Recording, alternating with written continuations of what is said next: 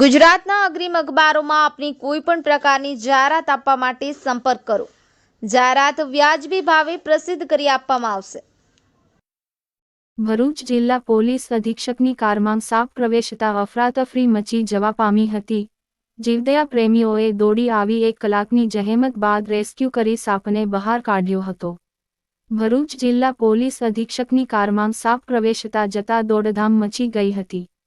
જેની જાણ જીવદયા પ્રેમીઓને કરવામાં આવતા તેઓએ તાત્કાલિક સ્થળ પર દોડી આવી કારમાંથી સલામત રીતે સાપને પકડી સલામત સ્થળે મુક્ત કરવાની તજવીજ હાથ ધરી હતી.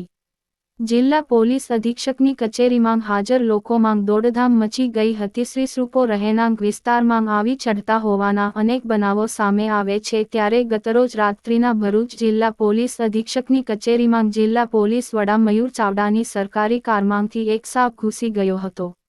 આ જોતા જ ત્યાં હાજર લોકોમાં દોડધામ મચી ગઈ હતી. જેની જાણ ભરૂચના નેચર પ્રોટેક્શન ચેરિટેબલ ટ્રસ્ટના જીવદયા પ્રેમીઓ હિરેન શાહ, રમેશ દવે અને યોગેશ મિસ્ત્રીને કરાઈ હતી. જેથી તેઓએ ટીમ સાથે તાત્કાલિક એસપી કચેરી પહોંચી અંદાજિત 1 કલાકની ભારે જહેમત બાદ કારમાંથી 3 ફૂટ લાંબા એક બિનઝેરી સાપનું રેસ્ક્યુ કરીને બહાર કાઢ્યો હતો.